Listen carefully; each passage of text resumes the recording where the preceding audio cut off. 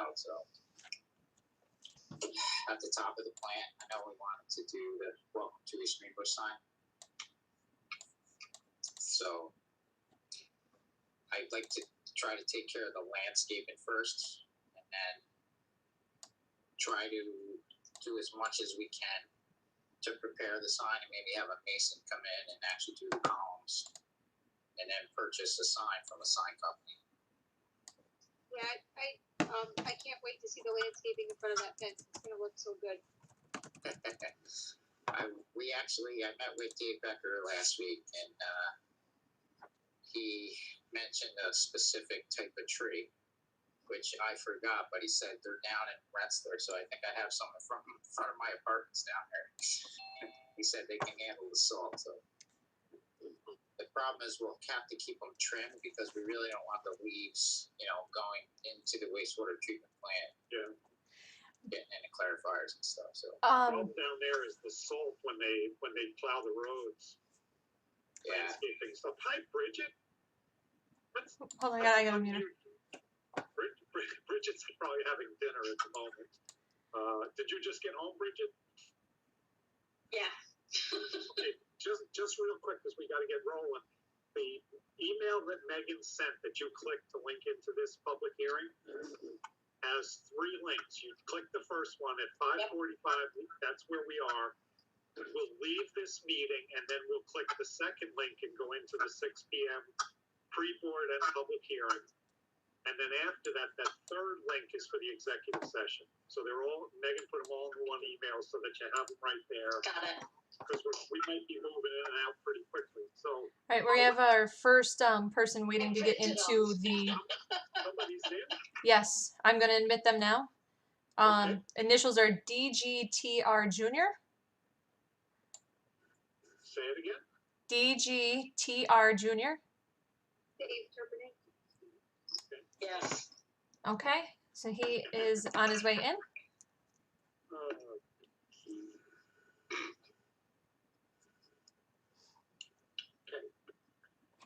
I've got 5:44. So do I, Jack. Yeah. Yep. Ellen, tell me when you got 5:45, right? Will do. And they'll be able to see the flag on the screen. I don't think you guys will be able to, just so you know. Okay. All right. Meg, you ready? I'll just look at Danny. He's got the flag behind him. Yeah, there you go. 5:45, Jack. Okay. The 5:45 public hearing is called to order. Please rise for the pledge. I pledge allegiance To the flag of the United States of America and to the republic for which it stands, one nation, under God, indivisible, with liberty and justice for all.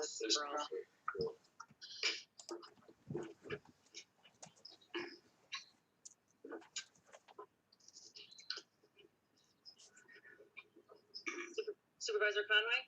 Present. Counselor Tierney? Present. Counselor Kennedy? Present. Counselor Matters? Present. Counselor Fritz? Present. Okay, before I have the clerk read the notice, I just wanted to lay a few ground rules. This public hearing is being held on Zoom. It's being live streamed on YouTube, but there's a 30-second delay, so if anyone tries to do both, it's going to get very confused. If you're on here for the public hearing, you will be muted until it's your turn to speak. And then our host, Megan Hart, who's our Director of Finance, will unmute you. This meeting is being recorded, and it will be transcribed. The transcript will be put on the website. And Ellen, you and I will talk about that later. Let's see what else. Megan will create a list as speakers come in. We'll go in order. If you're calling by a phone, when she unmutes you, you might experience a delay. And this is a public hearing, not a question and answer, so we want to hear what you have to say. Can the clerk read the notice? Sure. Notice of public hearing. Please take notice that the town board of the town of East Greenbush will hold a public hearing on May 13th, 2020, beginning at 5:45 p.m. to consider the following matter. The board will consider the final draft MS4 report. The town of East Greenbush required municipal separate storm sewer MS4 draft 2019 to 2020 report is now available at the town's website set forth below. As a regulated MS4, the town implements a stormwater management program to attempt to reduce the discharge of pollutants and is required to report annually to the New York State Department of Conservation. The goal of this program are to protect water resources and satisfy the requirements of the Environmental Conservation Law, Clean Water Act. A copy of the proposed report may be reviewed at the town's website, www.eastgreenbush.org. Pursuant to Executive Order Number 202.1, issued by Governor Cuomo on March 12, 2020, and advisories issued by federal, state, and local officials related to the COVID-19 virus, the town board will convene the public hearing remotely as follows. The public hearing will commence at 5:45 p.m. and shall be conducted through the use of Zoom, a web-based video conferencing tool with local desktop client and smartphone applications that will allow board members and the public to participate electronically and remotely by audio and with or without a video connection. The meeting will also be live streamed on the town's YouTube channel. Okay, so we're ready to start. Megan, we have one person in? Yes, I'm going to unmute them now. Yes, please. Okay. Okay, whoever you are, you can state your name or not. That's your call. You're up. What do you want to say?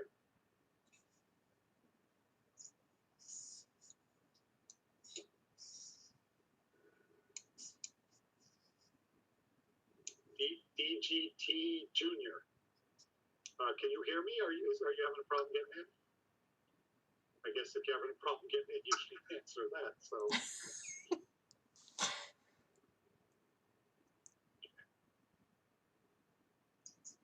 Megan, is this person only on the phone? I believe they're on a computer because I don't think they'd be able to put their initials if they were on. Maybe if you can hear us, maybe you have to unmute your computer as well. They're unmuted right now. It shows. Yeah, from us, right?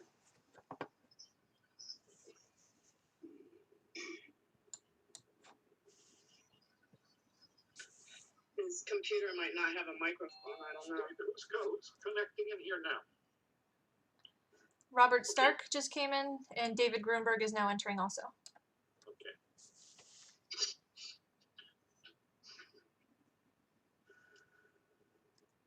Okay. But Robert Stark is here for later. Yep.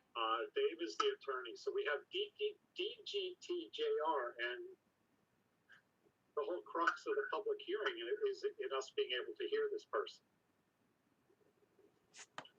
I'll see. Maybe that person's having problems with their microphone. Maybe they don't have adequate microphone, so maybe they could use the call-in number and keep your computer on, but also use the call-in number. I just sent a chat to see if they are able to see that part.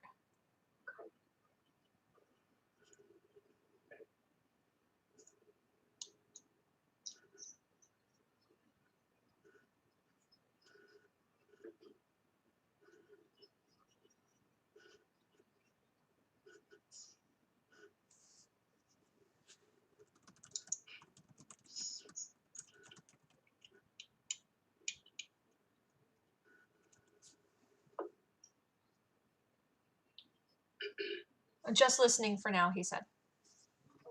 Just listening, so he's not interested in making a comment? Okay, that's fair. Okay, Meg, there's no one else in?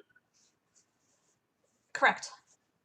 Okay, so I'll make a motion to close the public hearings. Can I have a second? I will second that.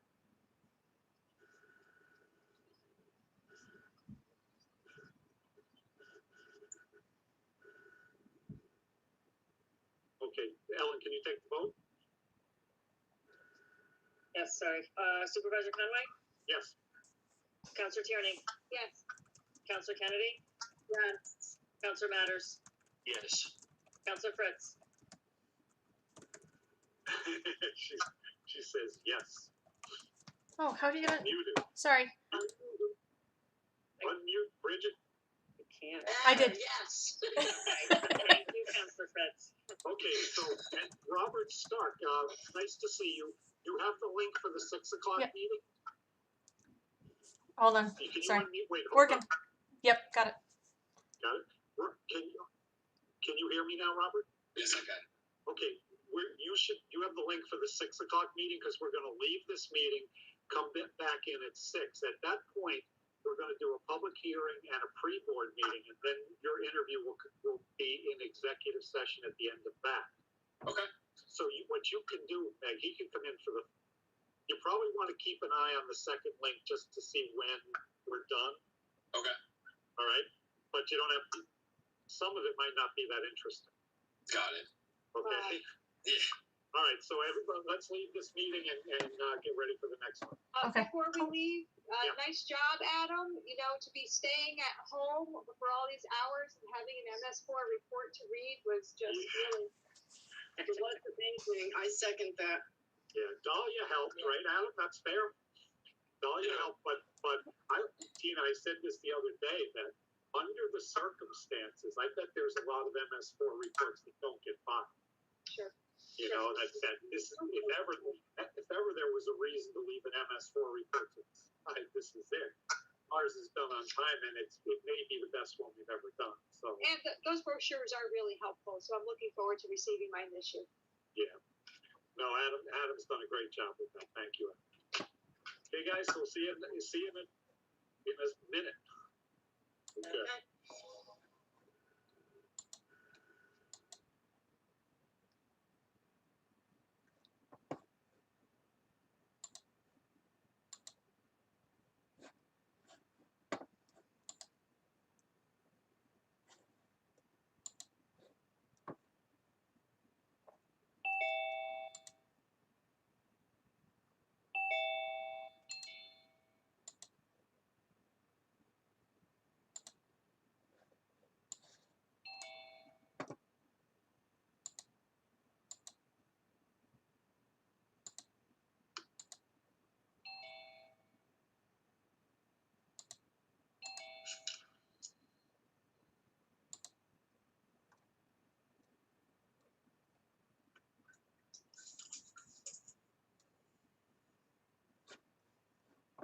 Hey, Rob.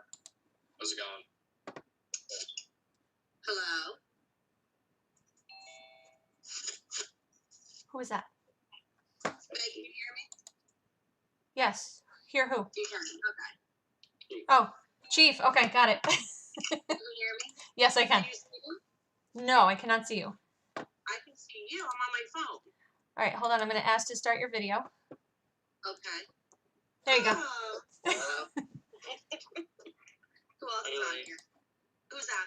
Rick. Megan, Hi there.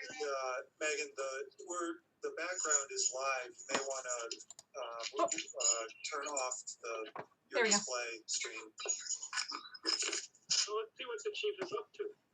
Megan, can you hear me? Am I muted or unmuted? You're unmuted now.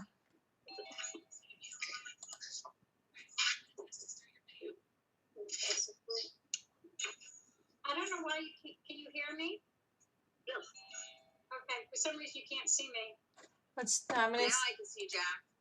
Oh, now I can't. No, you can't see me? I can see you now. Okay, I'll try to stay in the frame. Donna, how are you? Good, how are you? There you are. Are you in Florida? I sure am. Looking all suntanned and making us feel bad? Well, everything canceled, and if I go to New York, I can't come back to Florida, so still here. Yeah. So you're there till further notice? I'll be back the end of the month. Okay. Yeah, things are a little wild up here, but you've been through it, so crazy times, aren't they? They are. Jack, very disappointed in the rather bland nature of your background this evening. I'm expecting Oh, you want something good, Dave? wanted something solar or I don't know something more relaxing. Lately, what I've been working with is this one. Yeah, it's either a still or a wood burning stove. I don't know what they're. That's the better one. You see, Dave, I have behind me, and the reason I didn't use the background, I have the wood stove. I want people to realize I'm ecologically aware. Right. And I have my treadmill, so I want people to think I'm exercising. But I don't know about anybody else, but I'm getting rounder during this quarantine. I gotta figure out how to do that. Yeah, it's not hard, Dave. Trust me, if I can figure it out, it can be figured out. For the thing, and I can't. It's fun though. It's a lot of fun. It is fun, and Adam and I tease about it because there's one that looks like weed. So if Adam and I are talking about some issue and we're starting to get into the weeds, Yeah. or I'll click it on, or Adam will say, "Where are the weeds?" And so then I'll put that backdrop on. That's how we know we're into the weeds, and we're.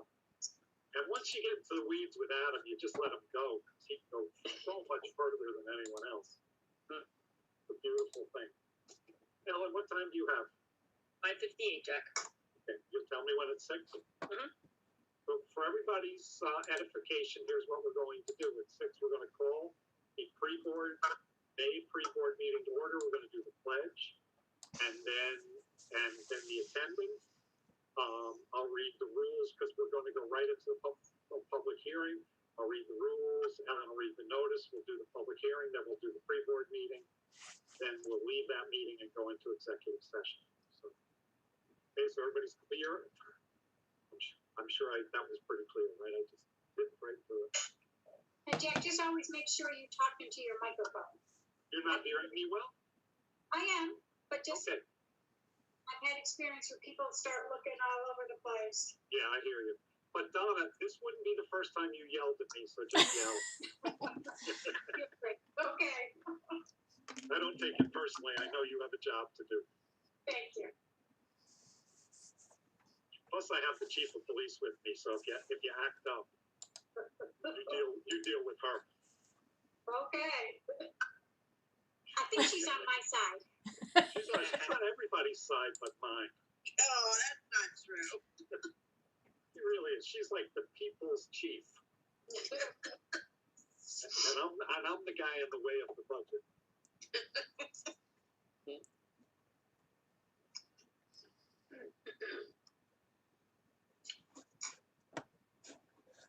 There's Sergeant Tubbs hard at work. Hi, Ernie. He's muted. Ernie's back. Ernie was out injured. Welcome And back. anyone else who gets injured, you're afraid they're going to wait too long. With Ernie, I'm afraid he came back too early because he's Ernie. So, 6 o'clock, Jack. 6 o'clock. The May pre-board meeting is called to order. Please rise for the Pledge of Allegiance. Allegiance to the flag of the United States of America and to the republic for which it stands, one nation, under God, indivisible, with liberty and justice for all.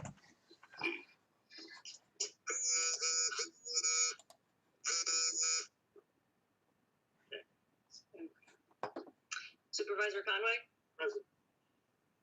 Counselor Tierney, Present. Counselor Kennedy, Counselor Matters, Present. Counselor Fritz. Present. Okay, we're going to start this meeting with the second public hearing of the night.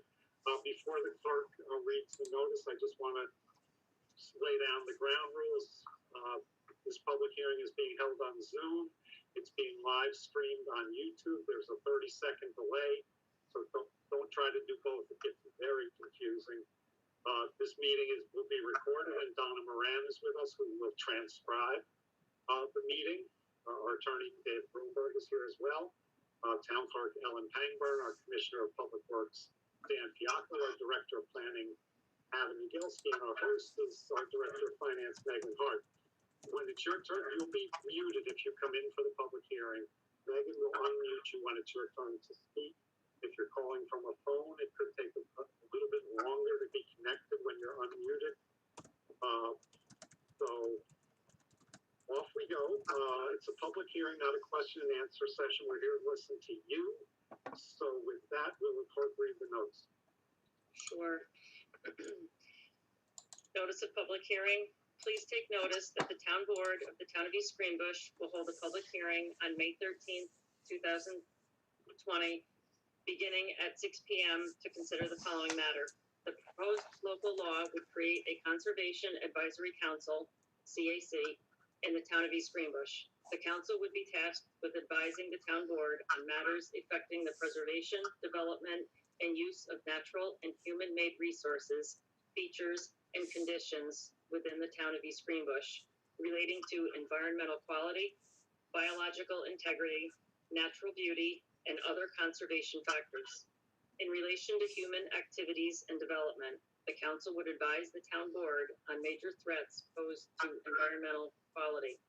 The council would review and periodically update the town's 2019 natural resources inventory, develop a library of information on effective land management, protection, use, and conservation, provide the planning board, developers, and residences with a source of information about natural resources and potential environmental impacts, review development proposals, and conduct site visits for matters pending before the planning board, create checklists and best practice guidelines as planning tools for improvement projects, and carry out other duties as may be assigned from time to time by the town board. A copy of the proposed local law may be reviewed at the town's website, www.eastgreenbush.org. Pursuant to Executive Order Number 202.1, issued by Governor Cuomo on March 12, 2020, and advisories issued by federal, state, and local officials related to the COVID-19 virus, the town board will convene the public hearing remotely as follows. The public hearing will commence at 6 p.m. and shall be conducted through the use of Zoom, a web-based video conferencing tool with local, desktop client, and smartphone applications that will allow board members and the public to participate electronically and remotely by audio and with or without a video connection. The meeting will also be live streamed on the town's YouTube channel. Thank you, Al. You're welcome. Chief, did I forget to introduce you? I'm sorry, we have Chief Rosinski with us, and Sergeant Tubbs is with us as well, so I'd like to keep those guys happy because they could take away my freedom. I'm just kidding, of course. Now we start the public hearing. Megan, will you let the first person in? He is in DGTR Jr. JR is in here again. Mr. Conway, I didn't get that person's name. All we have is the identifier D as in David, G as in George, T as in Thomas, J as in Jack, R as in Robert. Oh, okay. DGTJR.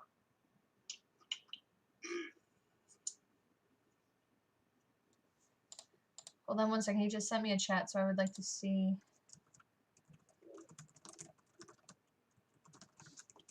Just said that.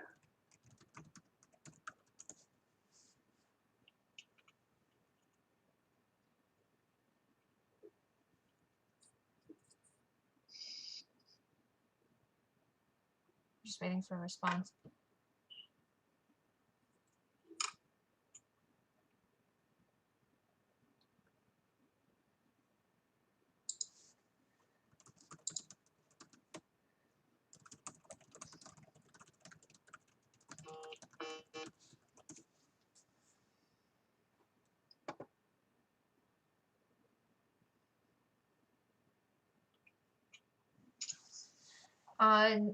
I don't think he can connect via audio. He'd like me to read his comments. Okay. Very disappointed in the lack of interest from the public. The only people participating seems to be only town representatives.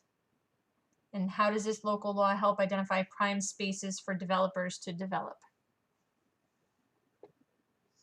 Okay, well, the law doesn't, that's not the purpose of this law. What this law does is it creates a Conservation Advisory Council. And what that council will do is serve in an advisory role for the town board, the planning board, and the zoning board. We did a natural resource inventory, great piece of work. And part of the recommendations of the natural resource work group, and when the inventory was completed, was that we consider creating a CAC, a Conservation Advisory Council. Other towns do it to good effect. It's a council that can advise those boards on environmental matters. They can keep a library of information that those boards could access. They'll update keep the natural resources inventory updated. and they're available if the planning or town board has any concern while we're deliberating on a project or an issue, that we could rely on them to, you know, analyze an issue and give us a report on how that will work. And I think we all thought that was a pretty good idea. Other than that, I think it's the board has the text. Text is on the website, but the town board has it. I think unless any of the board members see it differently, I think we'll probably vote on it next week. I can't speak for the rest of you, but I'm thoroughly in favor of it. And he just said, will this council be made up of both town residents as well as business owners? Well, that's a good question. I think you have to be a resident. It's 5 to 7 members of it. You have to be a resident, but business people can. I don't think there's any barrier other than you can't be a member of the town board or the planning board or the zoning board to be on this council. But other than that, we're looking for residents. We'd love to have people who have a certain kind of expertise or interest. But I think all you really need is to want to be there. And you know, I assume we'd interview people who want to be on the council, and we'd appoint them and see what they do. And then how will this advisory board interact with other boards such as zoning boards, etc.? Yeah, what it'll be is advisory. Is the planning board say somebody comes in with a development and there's some issues, whether it's wetlands, whether it's open space, preservation, conservation issues, then the planning board can say to the Conservation Advisory Council, can you guys take a look at that? And in light of the natural resource inventory, in light of the priorities the town board has set, give us another set of ideas about this particular issue. They cannot hold up those projects. They cannot overturn those projects. It's an advisory committee. It will not be empowered in the way that the planning board or zoning board or town board are. And what is the threshold for acreages of forested lands? How would I know? I'd have to look it up. That's not part of this law. Yeah, that's not relevant to this. Yeah. I'd have been prepared for that question if it was. Maybe.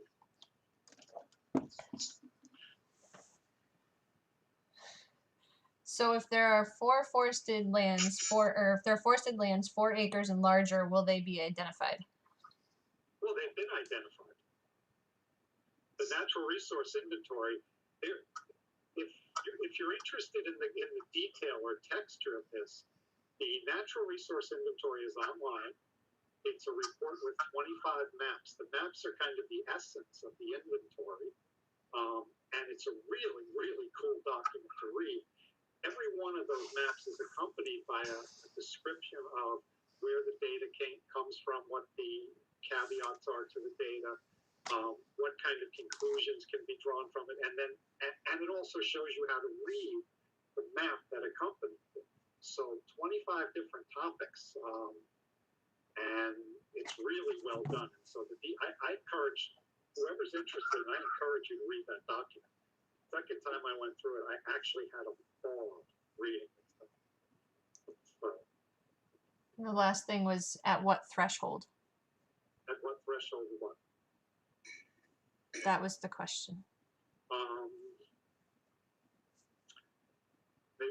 Could we get a clarification on that? I'm happy to answer. I just don't know what to do with that.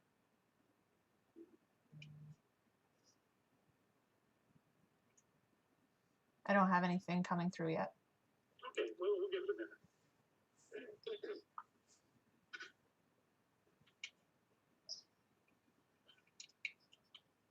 And two, some of these questions could be emailed to the town board too, for more review. Yes. Absolutely. That can always be done. We read everything we get. I think I can speak for all 5 of us. So will the outcome of this identification of their property is identified under this law, how will it affect development of this type of property? Well, what will happen is the purpose of doing the natural resource inventory was we wanted to update the comprehensive plan, but we wanted to make a statement first off that conservation, preservation, open space, natural resources are a high priority for this board. So what they did was the comprehensive plan steering committee and consultants and the director of planning and zoning have taken the natural resource inventory and it informed the draft of the comprehensive plan, which will be coming back out in public as soon as anything can go out back out in public. And this town board at some point in the months ahead will be holding a public hearing and deliberating on that comprehensive plan. So the plan is first, then the zoning map will be updated because the town zoning map is clearly obsolete. So it's in the process of bringing this into the plan so that priorities can be set about preserving certain kinds of space or certain areas of town. And then the zoning map has to operationalize that, if you will. I think that's one way to describe it. Will there be a move for rezoning these identified properties? Well, the zoning map, there's going to be revisions in the zoning. The zoning map is obsolete because the town has moved too fast. One of the things we found, I think Tina and I ran into this a lot, starting with the casino, was that so many of the major developments in this town were proposed for residential buffer areas. And when you look at the previous land use study of 2006, what you see is the residential buffer was almost the residual category. In statistics, you can put, if everything fits into 5 categories, but there's some things that stick out beyond that, you create what's called a residual category and put everything in that. So I think the residential buffer was something of a residual category in the 2006 land use study. In other words, anything they weren't sure what to do with became residential buffer. We're committed to looking at that much more carefully because if you're serious in the zoning map and you have residential buffers areas, they need to be residential buffer areas.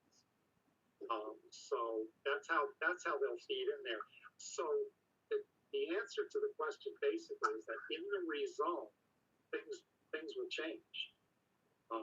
So but at this point, we're 6 to 9 months away from having the comprehensive plan, and then it's probably 6 to 9 months after that to update the zoning. That's going to be hard. We'll take out the weeds for that because you got to get down into the weeds to deal with that. And what type of input will owners of these properties have if and when there's their property is rezoned? So you could, if you're in a residential zone, you have a home, and some part of that gets rezoned, you're not thrown out of your house. You'd be grandfathered into that use. So a lot of these questions are speculative, and we'll get to them, and they will be processed in public, and they will be decided in public. How will business adjoining residential areas be buffered, i.e. along Columbia Turnpike and neighborhoods behind them? Yeah, again, those are specific questions. This hearing is for the Conservation Advisory Council, which when we get down the road might want to have a word or two to say about that question. But that's just anything I'd say now would be purely speculative. Do we have any questions on the Conservation Advisory Council and proposed local law number 2?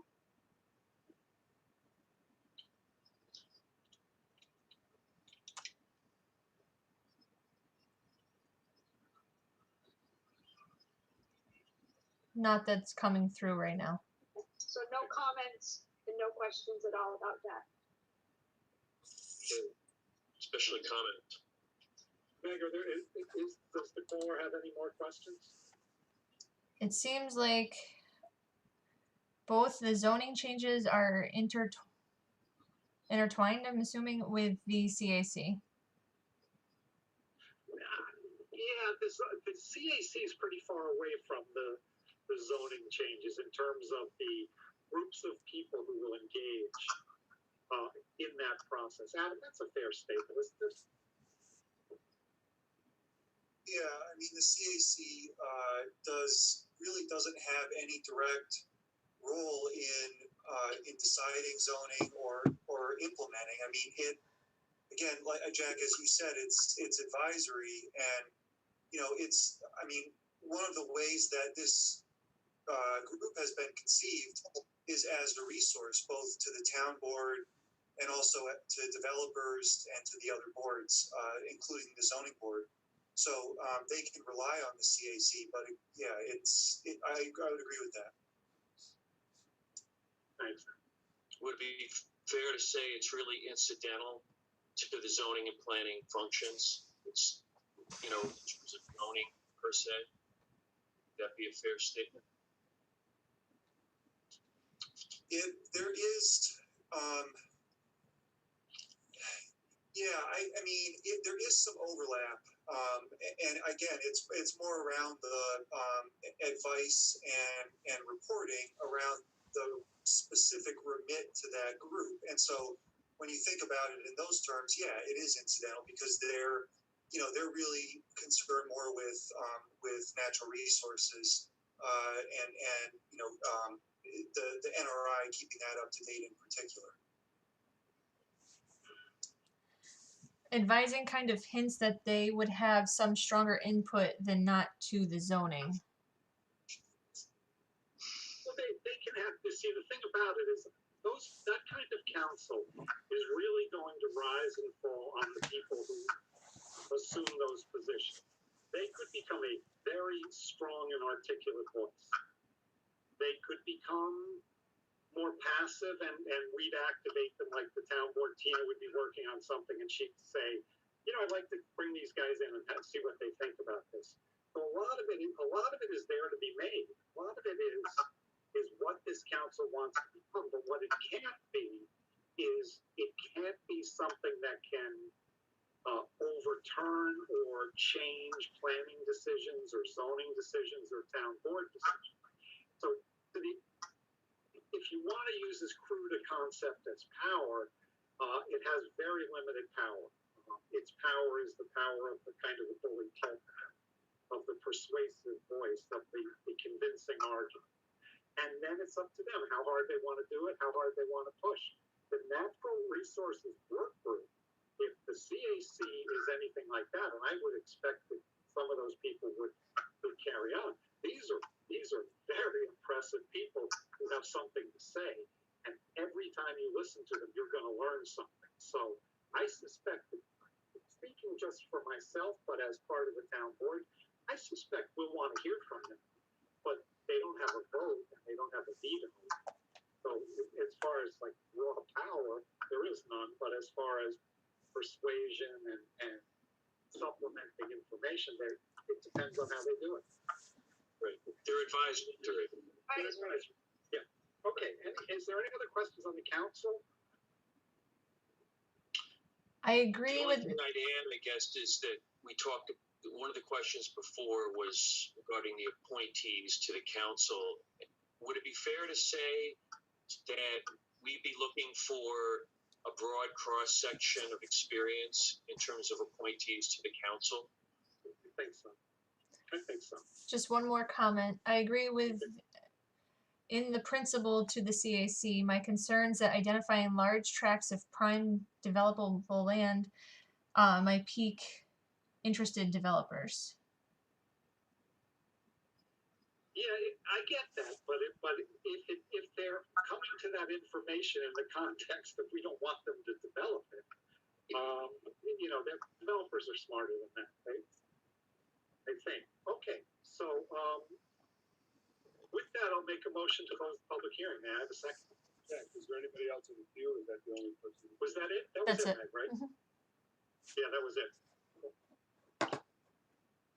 I will second that. Who was that? Holly. President Conway, Yes. Councilor Tierney, Yes. Councilor Kennedy. Yes. Councilor Matters, Yes. Councilor Fritz. She's muted. Hold on, sorry, Bridget.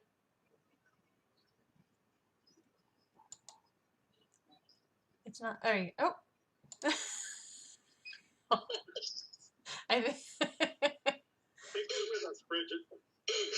ask for it. I had muted myself. So But I what couldn't is your, turn it off. what is your vote? Yes. Okay, so that concludes the public hearing. So now we'll go into the pre-board meeting and we'll start with comments from the counselors. Counselor Tierney? None at this time. Okay, Counselor Kennedy? Thank you, Mr. Supervisor. I'd just like to give again a special thank you to our town police department, our fire departments and communications staff, and the rescue and people working on the front line. I'd like to thank all of them for their continued service and dedication. I'd also like to give kudos to our community services staff on the programs that they have been running very successfully and fun. On Tuesday night is Name That Tune. Friday night is Trivia Night. And they've also been conducting interviews on local people in town, heroes of the pandemic. Really successful. Have a lot of views on those two interviews so far, and I look forward to the next. And I also want to mention that the walking trails at the town park will be open on the 18th, but the rest of the park will be remained closed until further notice. Thank you. Okay, Counselor Matters? Thank you, Mr. Supervisor. Greetings to all my fellow town board members tonight. It's great to see everyone. It's during times like this where we no longer take for granted being able to socialize with folks anymore.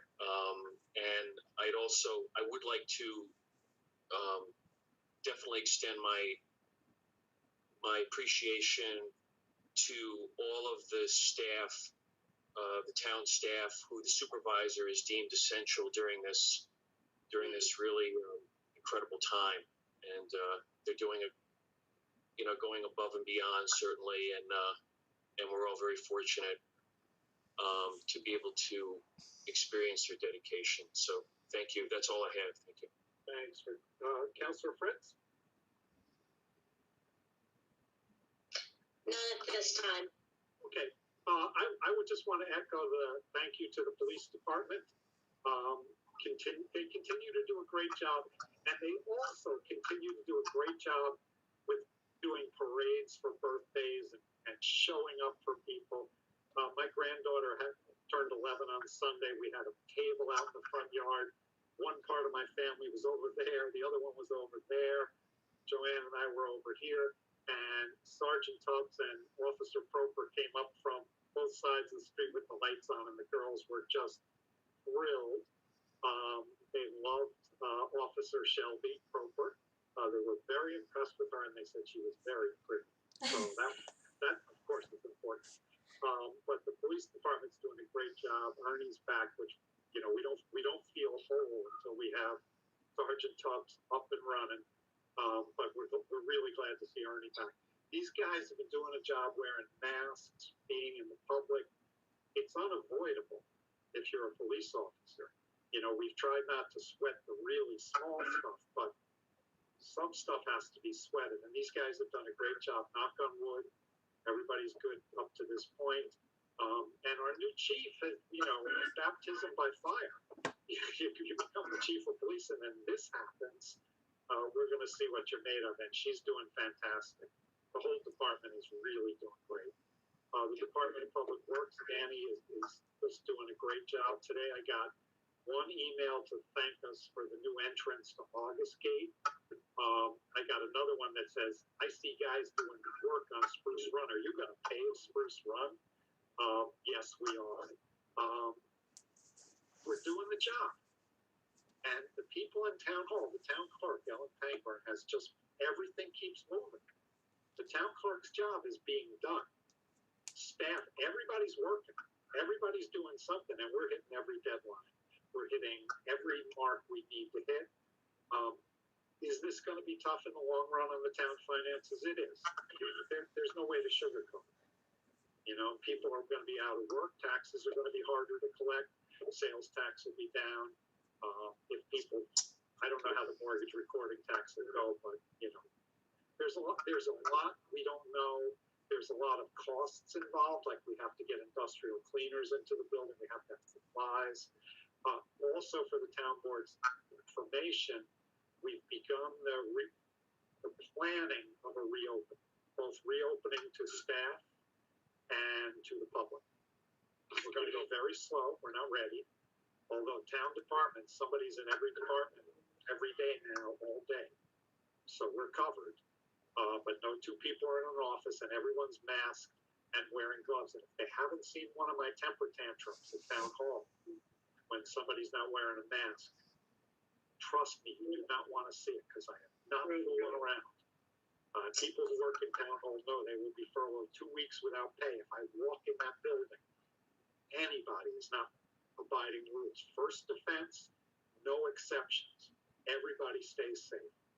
But we're doing the job. The inside of town hall is starting to come along. It really looks good. The outside look is starting to look good. The guys were landscaping around the town of East Greenbush fine today. Beautiful stuff. Everybody's doing great. The trails will open up on the 18th, which is Monday.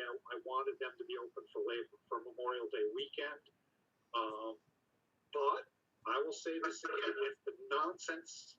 if the trails become the access for the nonsense that happened in the park last time, I will close those trails that day. I will close them Monday night because we're not playing, okay? People are dying. This is very serious. And right now, we're in Rensselaer County. We're in the middle of it, okay? We're not out of it, and we may not be fully in it. RPI's projection was end of May, early June for the peak in Rensselaer County, but so far, so good. As a county, other than Diamond Hill Nursing Home and Scatico, we're doing great. And East Greenbush, knock on wood, we're doing well. And people are distancing, people are working together. So what I would like to say, if anybody is watching this, is thank you, because you couldn't have convinced me that the distancing that has occurred would have happened. Even if we needed it, even if we demanded it, you could never have convinced me that so many people would pull together and do the right thing. So once again, East Greenbush is doing better than everyone else. There's just an intrinsic quality to the people in this town that no other municipality has. And, you know, we do things right. We do them the right way and for the right reasons, and we are all going to get through this. So with that, we will go to the resolutions. And the first one, of course, is the meeting minutes. In the packages that I dropped off today, you guys, I mean, Ellen sent them out, so you already have, but there's a copy in there. I don't know what all of your printing capacities are, but I will promise you that all the packages you got today were, every copy in there was made by me with gloves on. They didn't touch hands. Everything was done safely. So you have the meeting minutes in your packets. The second resolution designates Lakeshore Drive from Hampton Avenue down to the park as one way, as we do every summer. I really hope we don't have to shell making Lakeshore Drive one way this year, but truthfully, the next couple of years are going to be hard. And the disappointment for me is I have 3.5 years left in this job, God willing, and the creek don't rise. And I had all of these ideas, I had all of these plans and all these grandiose schemes. And you know, the new reality is I think I have to start cutting back on some of my dreams. I'm not good at it, so I might not do it, but I'm going to try. And so Lakeshore Drive, and I would have loved to get it all the way accomplished this year. I'm not sure we can do it. We're going to try. And speaking of that, while we're on the subject, we need to start thinking about the consolidated funding application. Adam and I have talked about this, and Adam has an idea about something we might apply for. So if you have any thoughts on consolidated funding application, send them to Adam, and we'll start that conversation because that's coming up. Okay, the next resolution 102 authorizes us to retain T-Tech LLC. This is a not a correction. It's when we passed Resolution 68, we passed it from Unicity Software Consulting Associates. They run our basic billing system. And we passed a resolution that increases the contract amount for them by $300 a year so they could do that. We specified the fees that would be charged, but we didn't specify the vendor those fees would be being gotten accepted by and passed through to the SCA billing system. But what this does is kind of correct that oversight and give you the information. You have some stuff in your packages about that. Okay, 103 is authorizing installation of a bypass valve at the Corliss pump station using DEIS funds. Dan, can you explain the rationale behind this? Well, every pump station should have a bypass system in case there's pump failure. So you can have an external pumping system that can pump out of the wet well into the fort. Because if the station ever got flooded, there'd be an overflow there, go in the creek, and then start out with flood, and most of the neighborhoods down there in Sherwood Park. So this was never installed in 1991. And it's probably one of the best thing you can do. Our new stations that are going to be done, which is Third Ave and Barracks. Barracks already has one, but Third Ave will also have one installed as far as the design. So this is, for $20,000, it's kind of a necessity that every station should have. I think DC requires it too on new stations though. And Keller was the low price on this, and we've worked with Keller in the past, and top shelf firm. They're so good.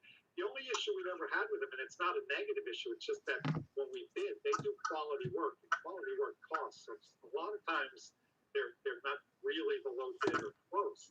In this case, when you find Keller as the low bid, I think you grab them every time because that's how good they are. So that's that one. 104 is near and dear to my heart because we're taking down the water tank. We're taking down the two on Hudson Avenue, which are decommissioned because of the change in the Hampton Manor water system. And the other one on Grandview Terrace is one of these things. It's a cautionary tale and an object lesson because what we have is over on Grandview Terrace, we have this tank that was decommissioned and nobody ever got rid of it. If you don't, in the process of decommissioning these things, if you don't get rid of them quick, budgets down the road, you're not going to want to deal with this. And so we're going to do the two Hudson Avenue ones, and we're going to prove we've learned our lesson by getting rid of that Grandview Terrace one because that's just, I don't even know what it is. Is it a bird feeder, Dan? Now that there's too much water in it. Has an open top. That's how it was built. Yeah. To collect rainwater. Yeah, that's got to come down. So, that's too bad. By the way, I thought that unit was going to be taken down as part of the other contract. When the other facilities were erected. So it's too bad that's still hanging around. Rick, if you don't finish projects correctly, you will be dealing with them for years and years. And as I've learned, it's either pay me now or pay me a hell of a lot more later. Absolutely. You got to go for this stuff. Okay. 105. I think George and I will clarify some of the language. It's a resolution to retain municipal solution for. We have continuing disclosure requirements because we've had grants that have been processed from the federal government, like the road sidewalks and some others, and we have disclosure requirements that are I don't want to say strangely complex because I'm not sure it's strange, but they're much more complex than most of the things we have to report on. And this is for George. It's $2,400 so that Municipal Solutions, who excel at this is what part of what they do, they will help us. They'll file those disclosures for us. Jack? Yeah. The copy of Municipal Solutions, the contractor agreement that I got in connection with this, appeared to be a contract for services relating to our bonding and our requirement to provide continuing disclosure about our financial statement in connection with the bonds that we put out. I don't think this has, is this the correct agreement here? Because this doesn't seem to have, this doesn't seem to me to have to do with our building projects. It has to do with our, the bonds we've issued and how we have. Okay, that'll work. Yeah. So that makes more sense than what I said. Well, okay, and the other thing to note is, and I know you're capping it here, when you look at that agreement, what they're reciting is that we have to do this in connection with bonds that we've issued for over $1 million. I don't know how much of that stuff we have out there, but there's sort of a checklist there of items we may want them to do. The first being transmission and electronic filing of the town's limited disclosure statements, preparation and filing of material event notices on their website, and the full disclosure thing. They have a price list for each of these filings. So you got to I'm not sure what the intention was or what George's intention was in terms of having them do this work, but maybe before when we finalize this, we ought to have George look at the resolution to make sure that we're allowing adequate funding for the different services we want them to do. Maybe they've got a couple of things here that are $200 filings, and maybe that 2,400 came from. But I just want to make sure the resolution is authorized enough, blah, blah, blah. Why we do pre-board? Yeah. Okay. Thanks, Dave. Okay, the next one is a very interesting procedural resolution. It authorizes us to conduct banking business with the Bank of Greene County. We already do business with them, and in our organizational meeting, we named them as one of our designated banks. George just feels he would be more comfortable if we passed this resolution. And what this resolution does is it confirms the kind of generic assignment that happens in the organizational meeting agenda. It confirms it in a specific sense here. No harm, no foul is my feeling. Maybe the bank wants this kind of specific resolution, who knows? Yeah, I think George feels that submitting a resolution with his next, he wants to do some investing through that bank because, as you might imagine, the interest rates have plummeted. So George is rate shopping again. Part of what's going on, and I tried to tell him not to worry about this, he can't be held responsible, is we had really healthy interest rates last year. He generated a lot of revenue by investing the money that we had. And then we made projections in the budget, and Megan and I always project very conservatively, so it's no major problem. But he's now worried he's not even going to be able to make what we projected. So he's shopping furiously, and this is part of that.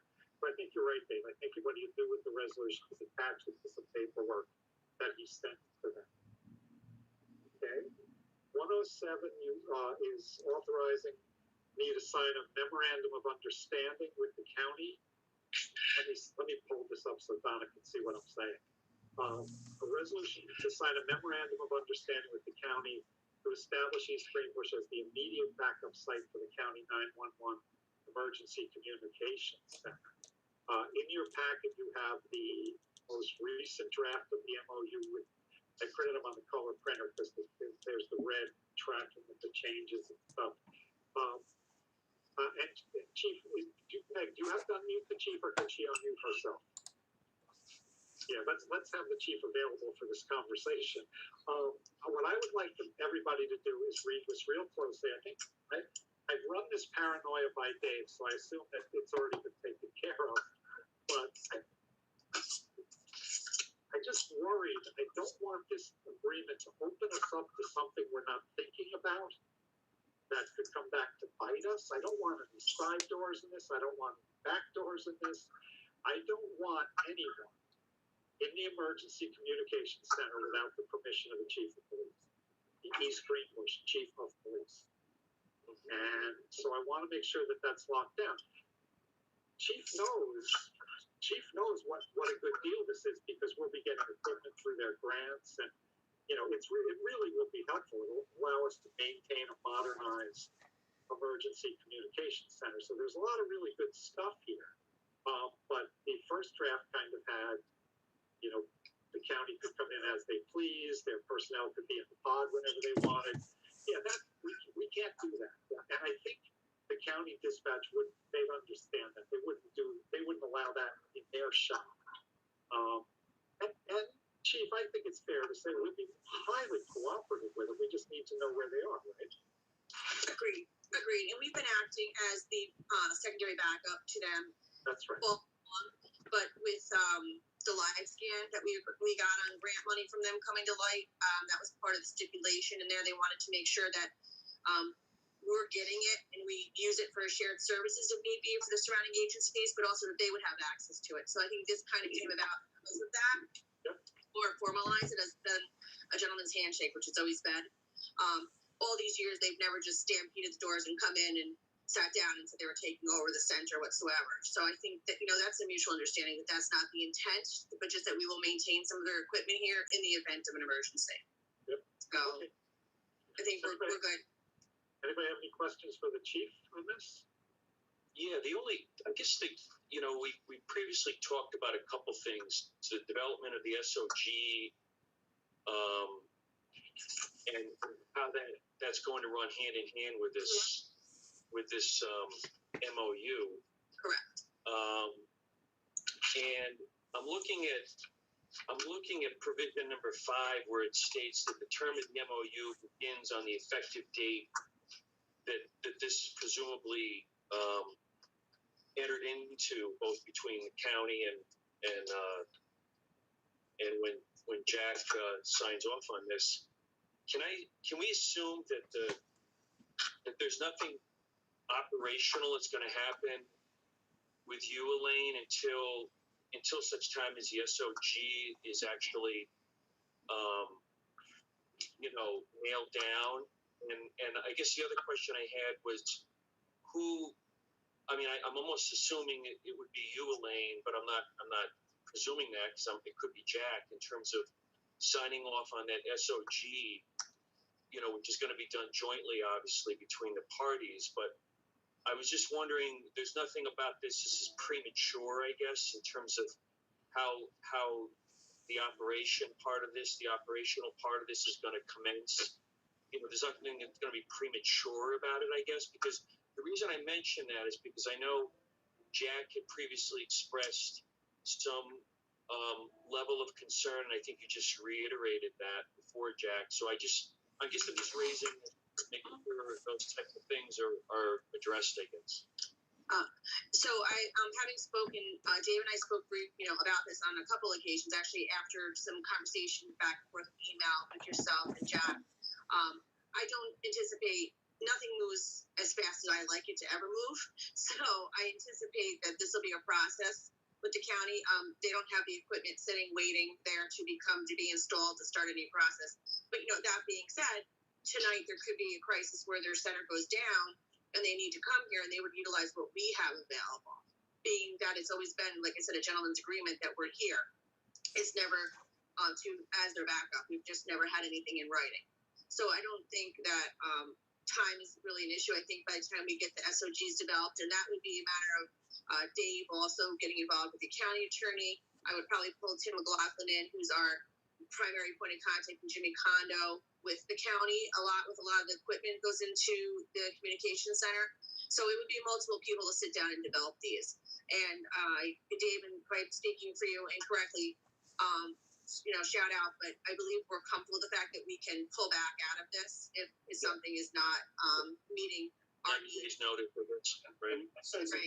At least in my involvement here, I don't think it's going to be very complex because basically what they want to do here is they want to install some equipment in our center that we can flip over to. Is that correct? Is that what they're trying to do? In case their system goes down, they want to be able to come right to our system. So I think it's a question of having some equipment in our center, making sure it's operational, I don't think there's a lot of staff intermixture there. I don't think No, that's, showing up.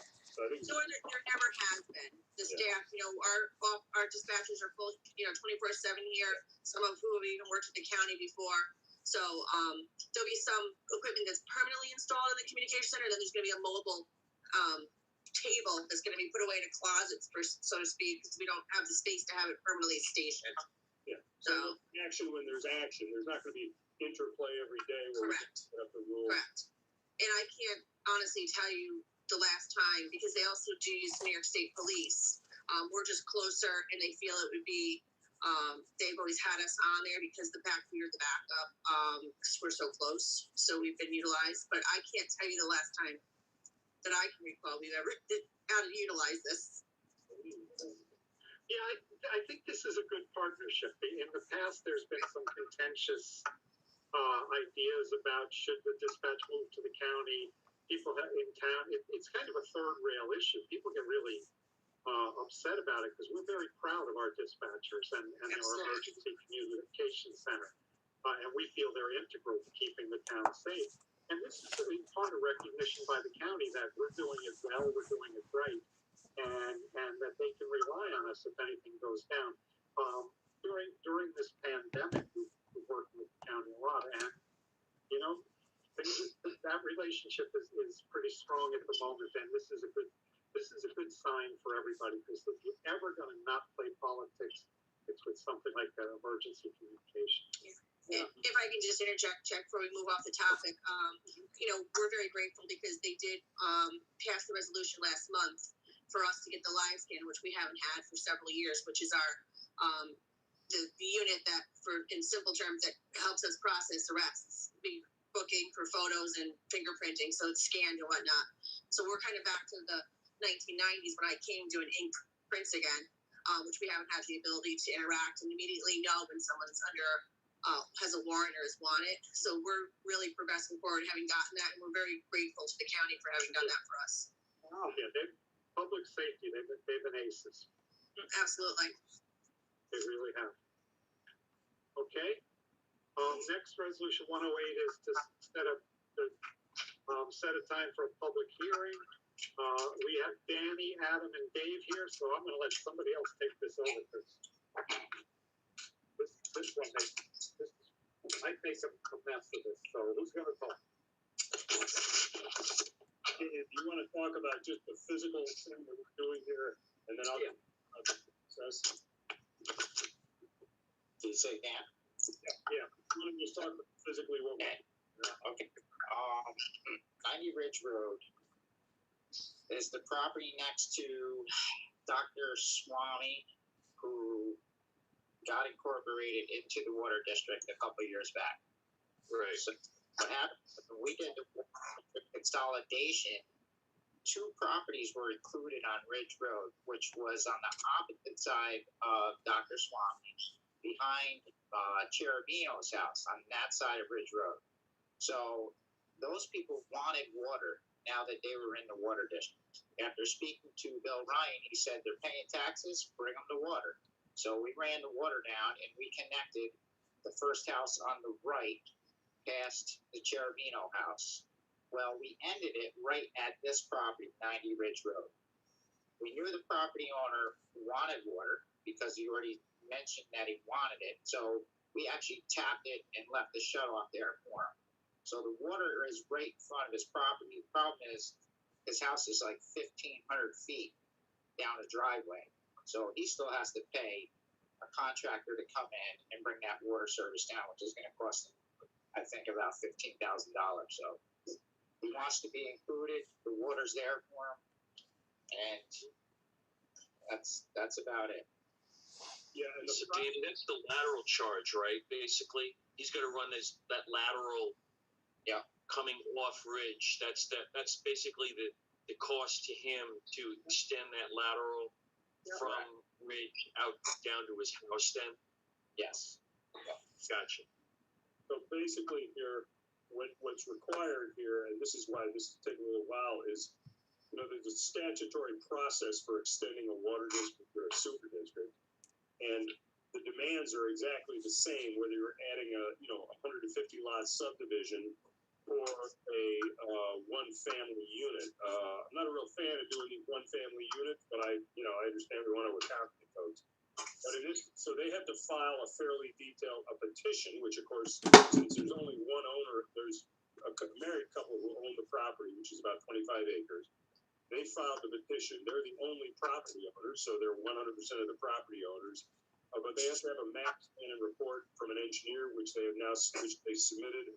Originally, we asked them to put some more items in there that are required by the law, which they've not, Dave Hirschberger, the surveyor engineer, has done.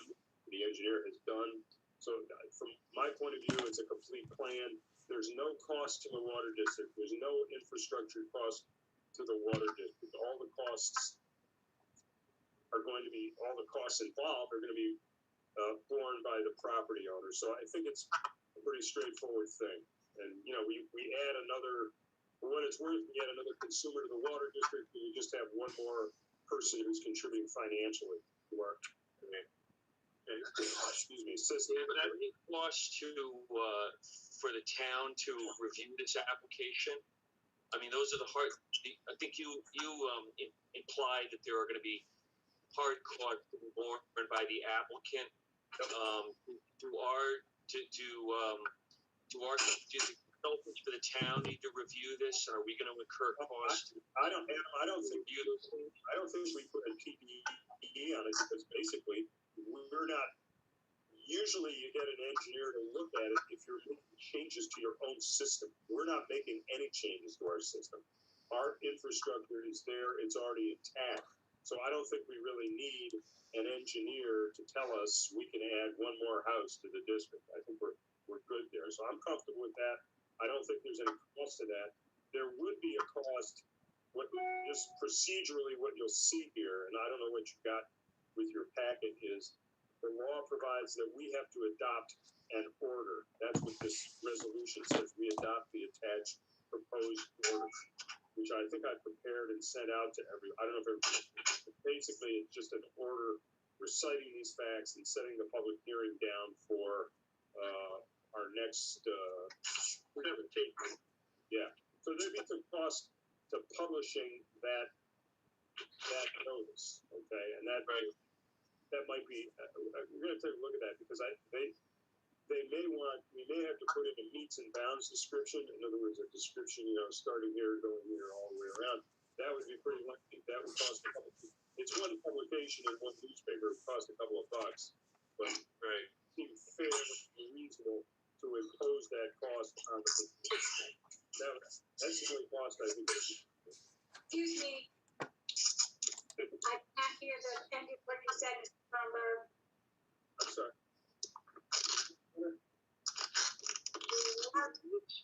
So in this applicant, Dave. Wait, Rick, before you say that, Dave, Donna didn't catch the end of what you were saying. Okay, I was saying that there may be some publication costs, because we have to do the notice of public hearing in the newspaper, and the notice of public hearing, I believe, may have to include the meets and bounds, the description of this property, which is a fairly lengthy, it's a lot of courses and distances. And so that's going to cost the town board some money. It's not just a little, notice we're going to have a public hearing on this. So in that event, it might cost a couple of $100 to publish the notice of our public hearing. And I think it would be fair that the applicant would bear that cost, because it's only for his benefit. That's the question came up, what's the cost? That I think is the only cost to the town, which I think should be borne by the applicant. So when the lateral goes in, when the lateral connects to basically to the main line on Ridge, there's no inspection cost that has to be borne by the town in terms of ensuring that connection is done properly. Yes, there's a cost of $1,500, which is the tap inspection, the meter, radio. So that's a cost you will have to pay for his permit to hook in. Gotcha. Okay, perfect. Thank you. Okay. Dan, good. That was a really good context you set there. Your description of this, that was really good. That was clear as a bell.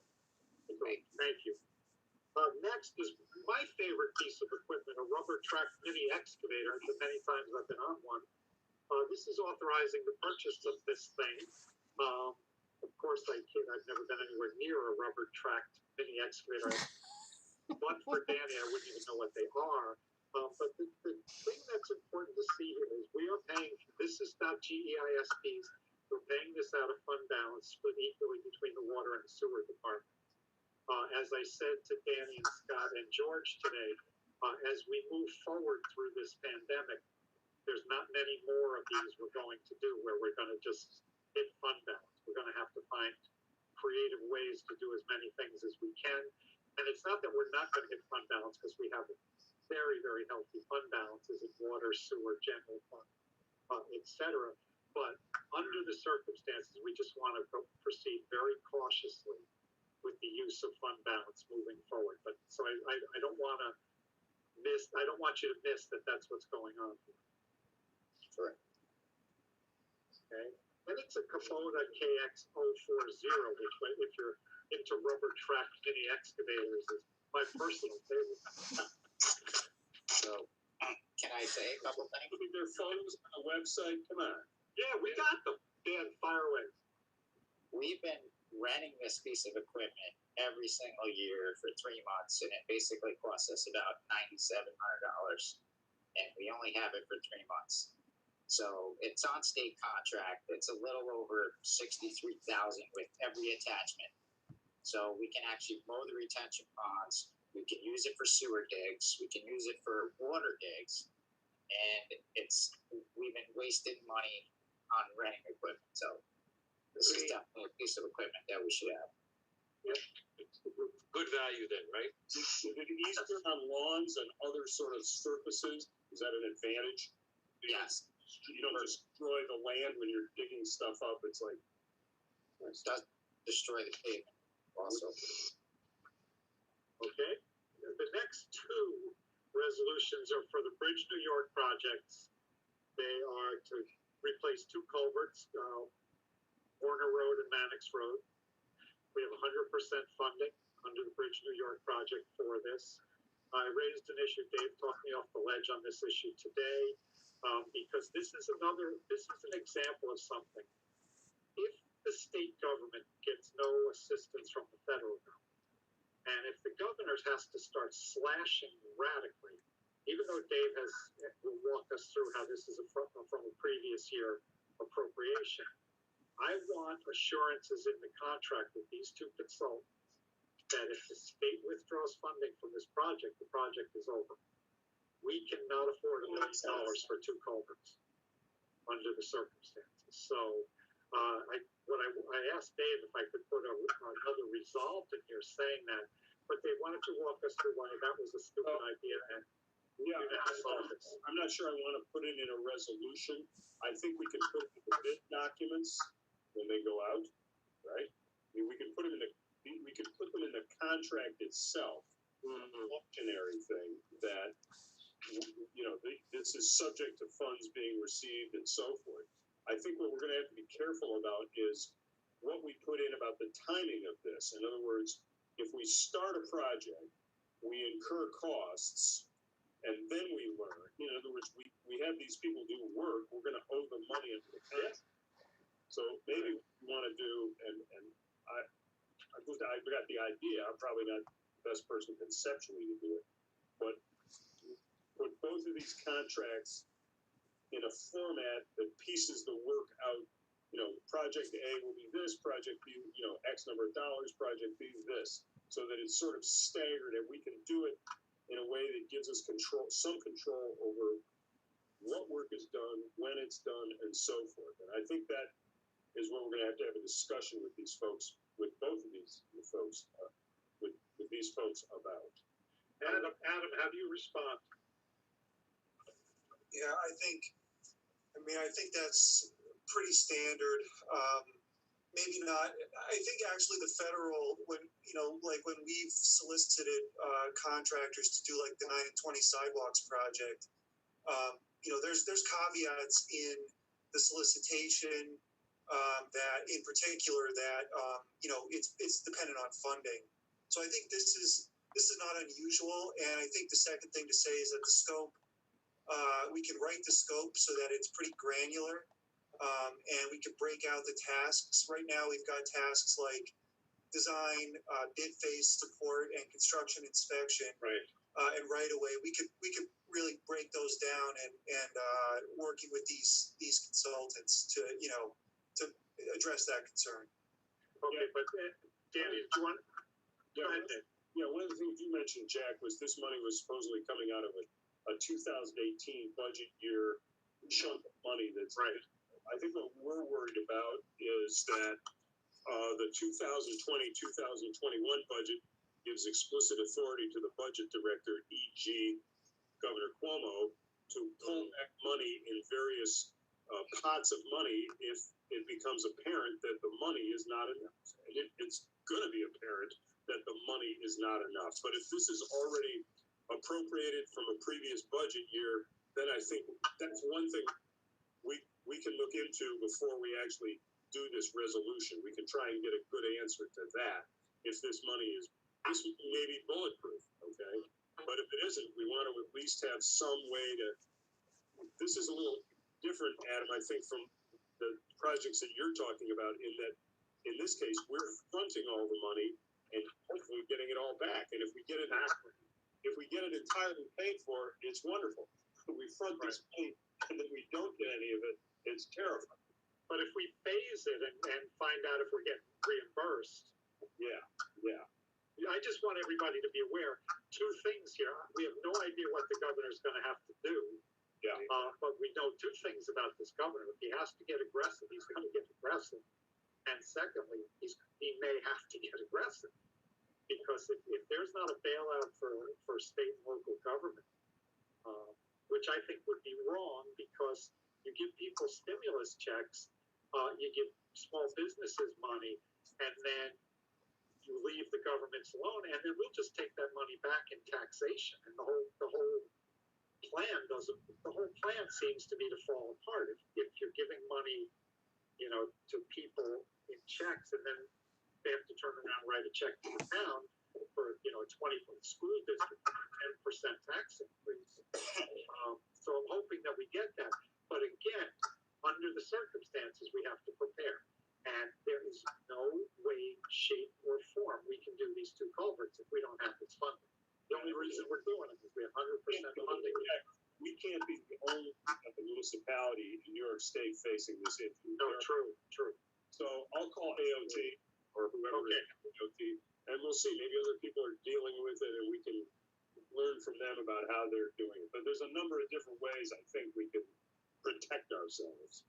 That's a good idea, Dave. You'll talk to the Association of Towns? Good. Okay. 112 is the resolution authorizing repair of the salt shed. We can either do this or how much salt goodbye, Dan? Well, we did the left side of the salt shed last year, and the reason why we didn't do both sides is because we had salt in the shed. So the salt, it gets moved to one side. We did the left side. Now we need to do the right side. So what George didn't understand is that after we did the left side, I had a foundation tar company come in, and they actually they double coated the wall with tar so the salt doesn't eat the concrete.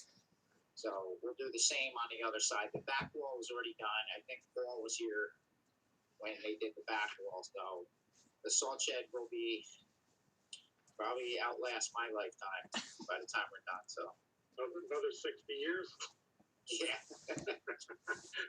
not at the rate we're going now.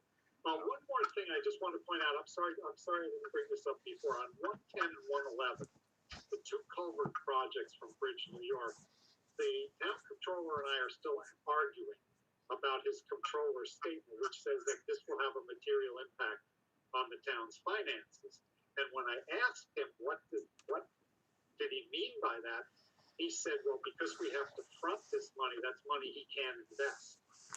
And I told him if he can't prove to me that that's worth $10,000, he needs to change this because. And I also told him that I'm not sure that that's the right philosophy about investments. Okay, that's the tail wagging the dog. So So just for your information, at the moment, both the controller statement on 110 and 111 says there will be a material impact. Okay, I'm not sure. I'm not sure, but we will sort it out over the next week. So back to the salt shed. I'm sorry, but Dan's explanation is the right explanation. We just, again, pay me now, pay me much more later.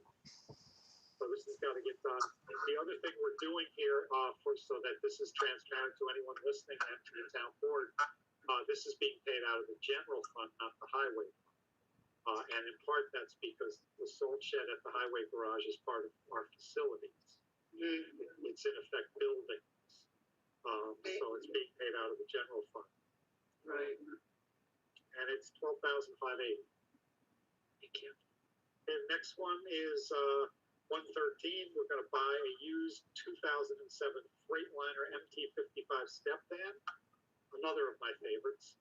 Dan, walk us through this one. Well, we're upgrading from a 1985 Ford utility van that we've had for a long time. So I was trying to think, I don't even think I have photos from 1985. So we actually have a vehicle that's a 1985 vehicle. We actually went to the place where Scott bought vehicle number 1 out on Route 7, and they buy a lot of auction material from Grid. So this van is already equipped with the generator and the air compressor and the cabinets inside from National Grid. And other vehicles in this range go from 20 to 30,000 with that kind of miles. They even have more miles. So we found a pretty good deal, and it's only $13,000. We actually need 1985 van. We don't want to keep driving. Yeah. That van's as old as Megan, just about. Almost. Give or take 2 years. But that's what's going on there, okay? 114 is to bring Bill Plum back to do seasonal labor. Bill's a good man. He's been with us for at least three seasons. And this is a $12 an hour appointment to the park. Yeah, there's a lot of mowing.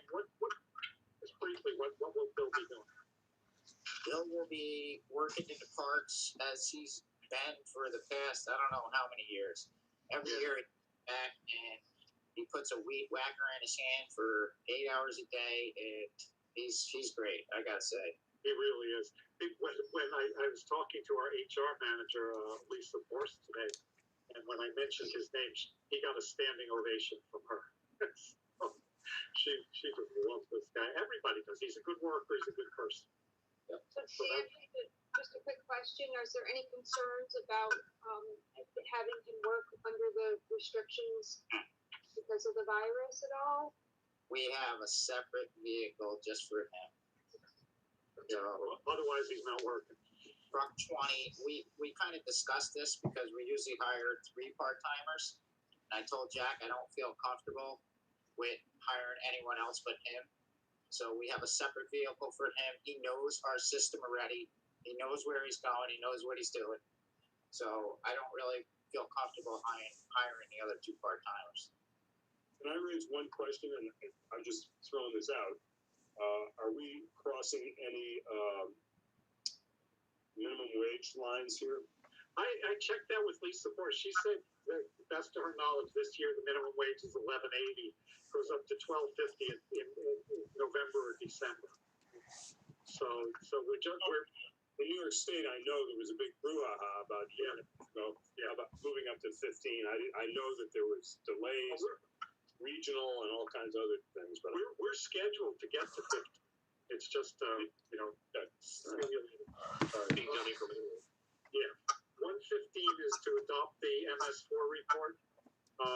During the pandemic, I've been worrying a lot. I have trouble sleeping, so thank you, Adam and Dahlia, for solving that problem with the MS4 report. I recommend it. It's better than Camille tea. But wait till a big rainstorm comes along, then you'll be happy. Oh, Dave, let me tell you something. I am so happy with our MS4 program. I'm serious. This town has actually had a couple of guys in the past who, because they did yeoman work and heroic effort, particularly I think maybe Jim Moore and Matt Maston. And later, and a little bit after that, Joe Cherubino.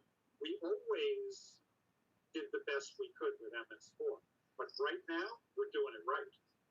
And you guys know Adam.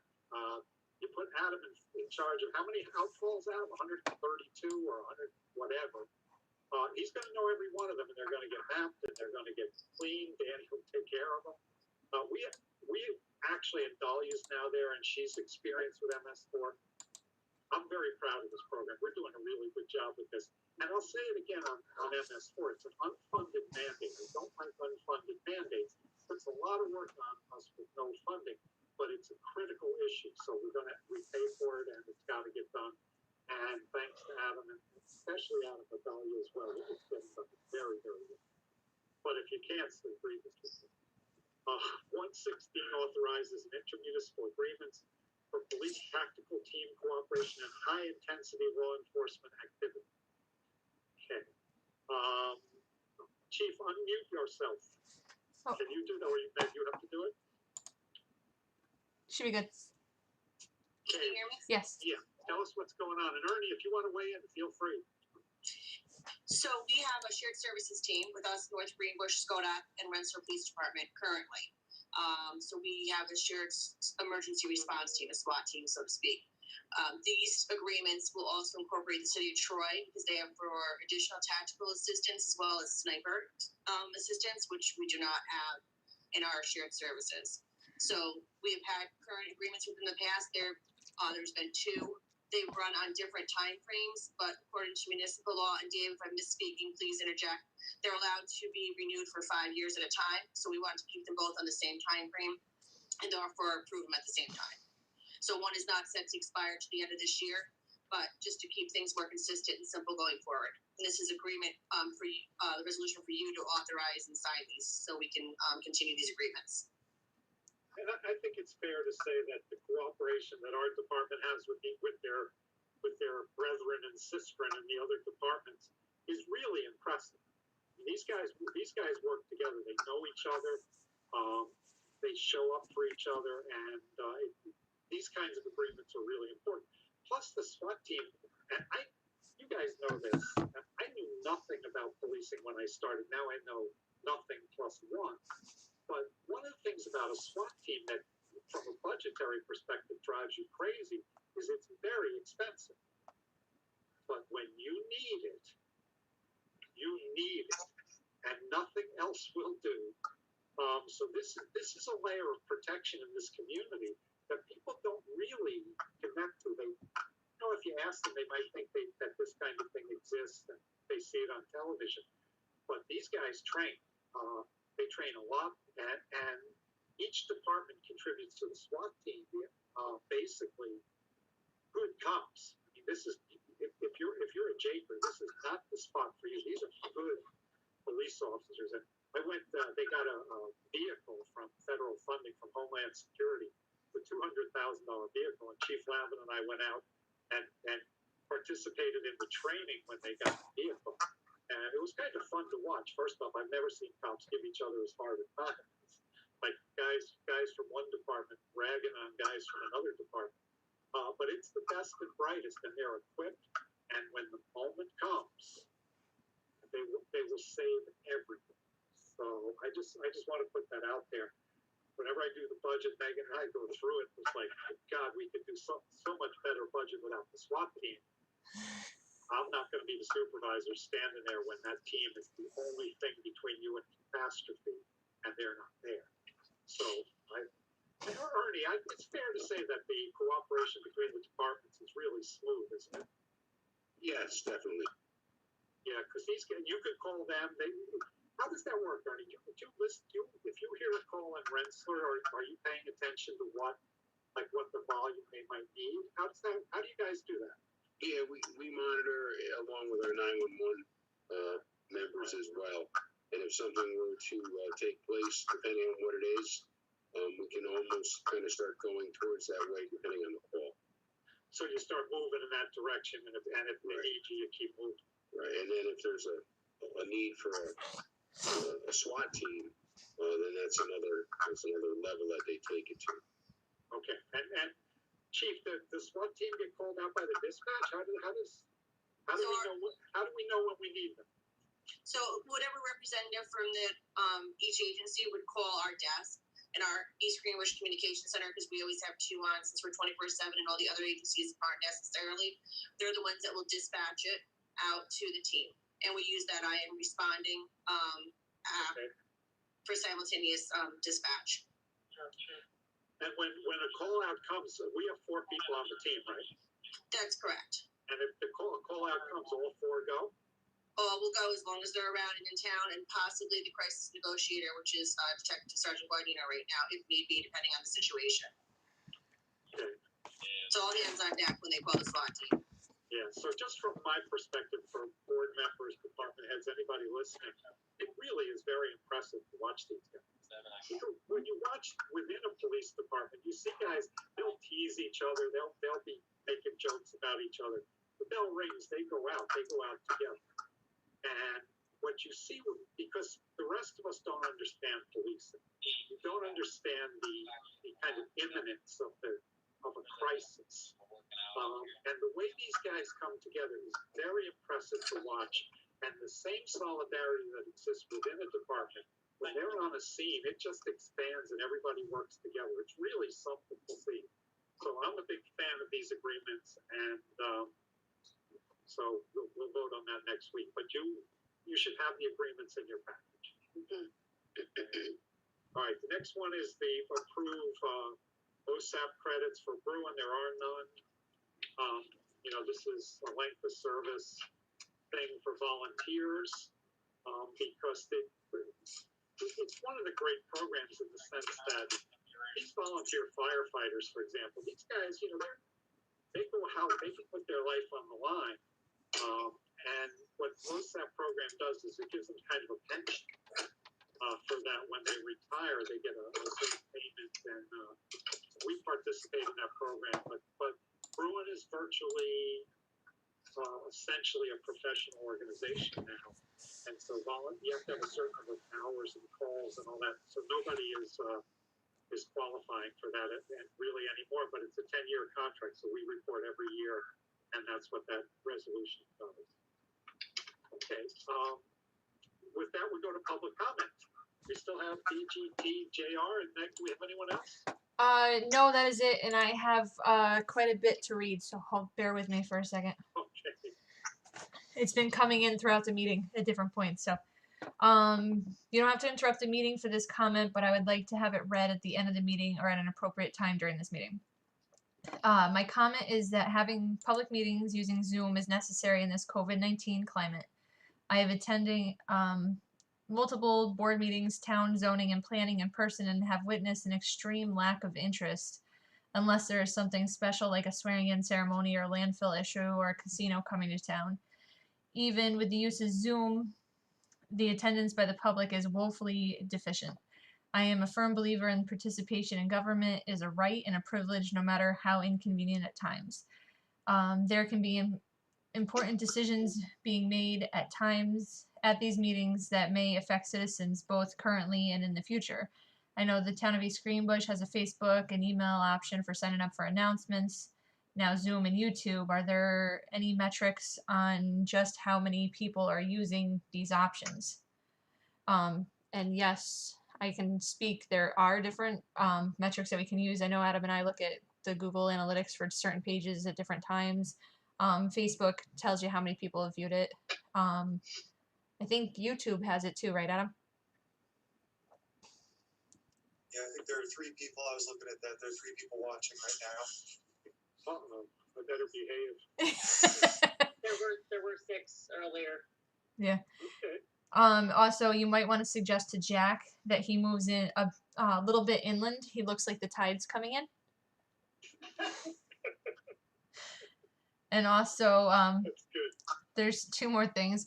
While listening to the conversation regarding the concern of funding coming from New York State or the lack thereof, if you need to significantly raise property taxes or fees, that will get people interested in attending town meetings.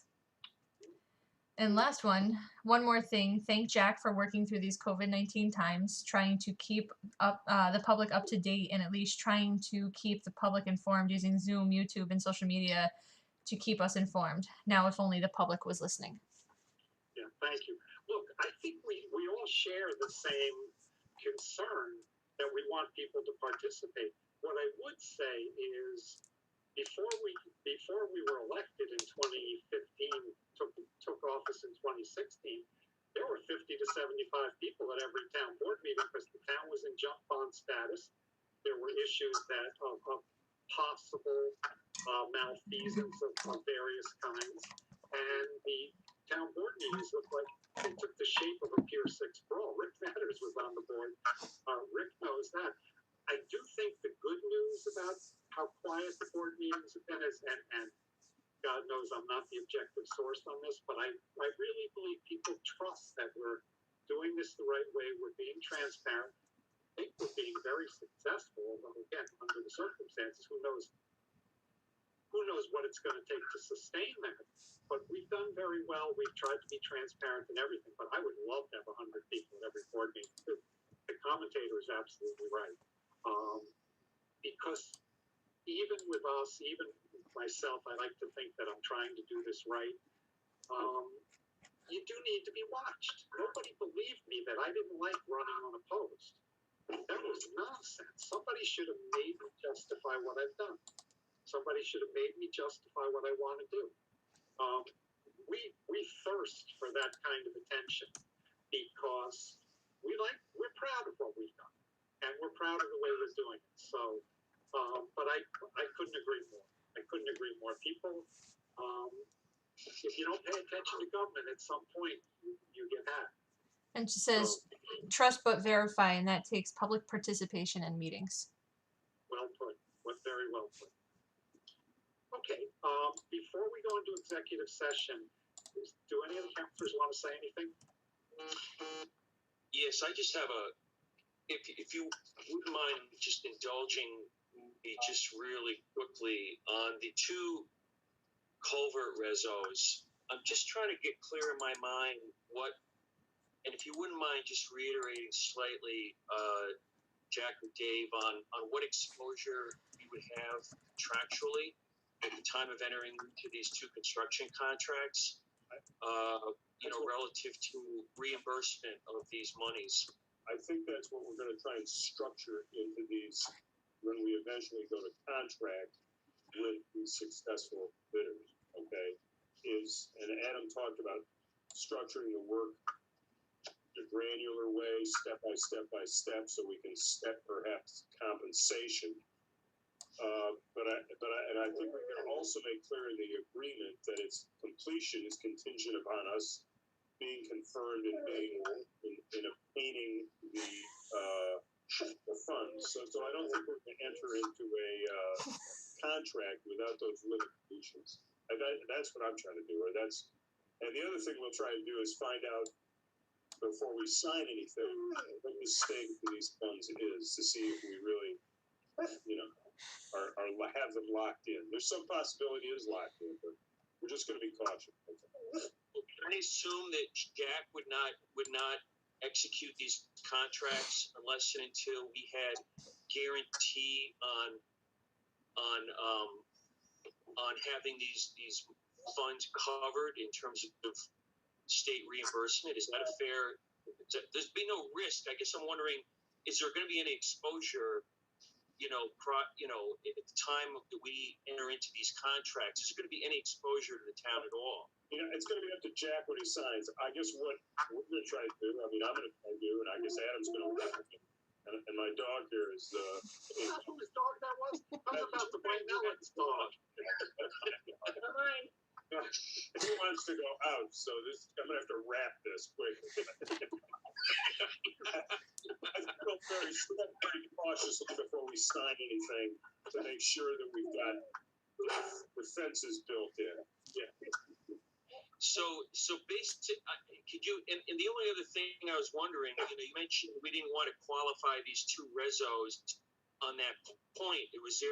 Is there something problematic as to why we wouldn't want to articulate that notion into each of these resos? I don't want to have something in a resolution if the state requires that we provide them with certified copies of that and that sort of stuff where we've made it conditional in the resolution. I think the better way to do it is to do it in the contract language and the investigation of the source of these funds before we sign anything. But I don't know how this is going to play out. I don't know how they're going to pay us. I don't know anything like that. In other words, I don't know how the state is going to fund us. Are they going to fund us 30 days after we submit a voucher, after we pay? Are they going to do it by stages? I mean, that's stuff we want to go forward with this because if it works out, it's $1 million to the town for infrastructure that taxpayers are paying nothing for. Yeah. But we'll just have to proceed with caution. Yeah, the other thing that happened here, and I think Danny is aware of this as well. One of the reasons George put that this will have a material impact is we passed a resolution on these projects. We signed a ton of paperwork, and then they came back and said you have to fix that resolution to change one word. And what the word was it originally said they will reimburse us, and it had to be changed at their direction to we may. Maybe, right. It went from will to may. And that put George's antenna up. And he immediately said, they have a back door here. Yeah. Now, at that point, I was wondering if George might not have been a little bit paranoid. But now I think there is a scenario with the crisis the state government's going to be in where we might have to worry about this. So I think Dave's right. If we tie it down, we have got to get most of the risk out of that project. But we wouldn't be throwing risk on to the contractors. I mean, I can understand why, if I'm a contractor, I'm not going to want to enter into a contract with a municipality if there's any chance that I'm not going to get paid once I go forward with work. And obviously the town's not going to want to have to absorb any risk either if the premise is that the state's going to be covering these two contracts. So I'm looking at this is like $1 million, right, between these two. So my antennas, my flares are going up too, I guess, a little bit. Yeah. So. No, Rick, and I'll tell you, it would be really, really troubling if we got on the hook for this. That would not be good. So, yeah, Dan. I'm wondering if we could put in the contract that once we're reimbursed from the state, then we will pay, the engineering firm's bill. So each bill gets submitted monthly, and we have to wait 30 days from the state to get reimbursed. We had a conference call with Lorenzo DiStefano last week, and every project they're doing is going fine now. So I don't see any issue moving forward. I hope not. But if we don't get paid by the state, we could shut the project. Yeah, we just want to structure it so the project is in increments. So we don't want to be unfair to the contractors either. I mean, I don't want these guys coming in and doing 60% of the work, and then we get chopped off at $100,000 or something like that. That wouldn't be right. It's not right to them. You can't have an unfinished project sitting out there. If you got it half completed, and all of a sudden funding's an issue, we close off a project. You got a project out there that's sitting out in the field, half finished. I mean, I would think that could be a problem. Yeah. The good news, Rick, is all of our antenna are up now. We got to protect ourselves on this one. But as has been said, what a great project if we get it. And I think we got it. But I don't want to be the guy who didn't see this coming if it comes. Sure. No, I raised this because obviously these are two great projects. I want to make sure that when we approve these, by resolution, that that this isn't going to come back and bite us. That's all. So yeah, no doubt. I'm done. Okay. Thank you. Before I move to go into executive session, just a couple of things. The county executive holds 2 phone conferences a week with all the supervisors and mayors. There's been almost 100% participation. Deputy Mayor of Troy participates, but if anybody knows Monica, she's great. And so twice a week we do that. They ask if we need anything. We talk about, like now that the topic yesterday was, how can we open up? We have 6 of 7 indicators. Our problem is nursing homes. And how can we start to open up? I think the thing about opening up is I'm ready to begin to talk about phase 1 reopening, because I think it's, once you announce that, I think it's going to take a couple of weeks before it really takes effect. People are not going to want to go out. A lot of people are going to be hesitant, reluctant. So we're talking about that. If any of you in particular feel a need to be tested and you don't know how to, let me know and I will arrange that. So twice a week I'm meeting with all the supervisors and the county executive, Mary Fran Lachunas, Rich Chris, Jim Gordon, the whole bunch. Once a week I meet with Jeff Simons, Shannon Romanowski at the Y, and Jill Hughes at the library and the chief. And I do that once a week, kind of community. And we talk, we've done some really good, gotten some really good ideas on how we can help each other. Shannon Romanowski is the summer camp for the Y is an important financial piece of what the Y does and how they performs. And I know, Tina, you know Shannon. I don't know. I always liked Shannon. She's a nice lady. I always see her around. The woman is amazing. She is a smart woman, and she's been working with the Aspen Institute, particularly to find out how would you open a summer camp under these circumstances? How would you distance? How would would you use school buses, or would everybody have to be delivered to camp and picked up? And what she's done is, like this afternoon, she met again with Mike Martin and Taylor Tibbetts, and they're sharing ideas on how we can do that. If we have to, they have 10 weeks of camp, we have 6. If we have to, I think we could make arrangements for the last 3 weeks of August. If having the Red Barn would help them, we could probably help them that way. But Shannon's talking to us about doing programs together. So if you have all these guys, her original theory is you have 10 kids in a group, and that group never changes. Those are the kids they're with the whole time.